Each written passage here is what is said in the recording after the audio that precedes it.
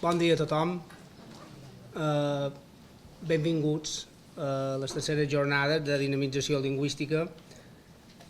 Diré 4 paraules abans de donar pas a la presentació de la secretària autonòmica, Agustina Vilaret. 4 paraules en relació amb com ha de transcórrer o com transcorrerà aquesta jornada. Tindrem 6 ponents. Està previst que cada ponència duri entorn de 30-40 minuts aproximadament.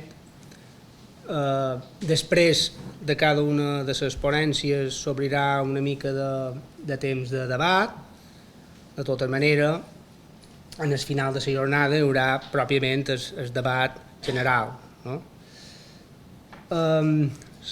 Les ponències està previst que es publiquen a YouTube, però no se publicarà el debat, no?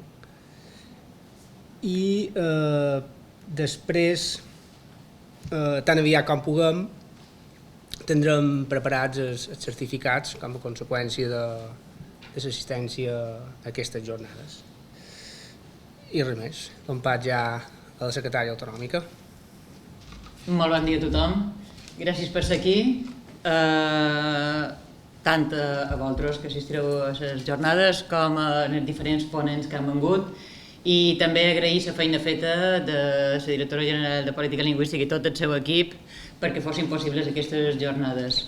És la tercera edició d'aquesta jornada de dinamització lingüística i se centrarà en actituds, comportaments lingüístics, que és un aspecte essencial a l'hora de donar a conèixer la llengua i com dissenyar els programes des de l'administració.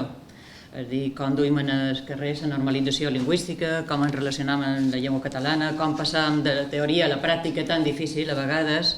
I amb això la Direcció General ja ha treballat i el postgrau, que va començar la setmana passada, també està relacionat amb aquests objectius i també incideix en aquests temes.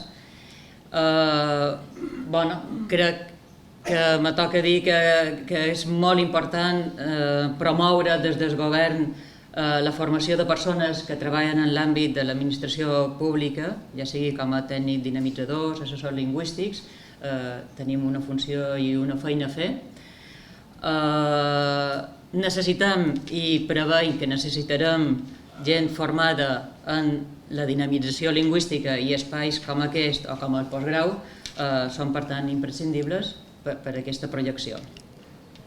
Bé, en aquesta jornada s'oferiran ponències que ens permetran aprofundir en aspectes com a més puntuals o més específics, però també tenir una perspectiva àmplia i, com ha dit en Biel, també hi haurà moments per reflexionar, per enriquir, per interactuar, perquè se donarà veu en els assistents.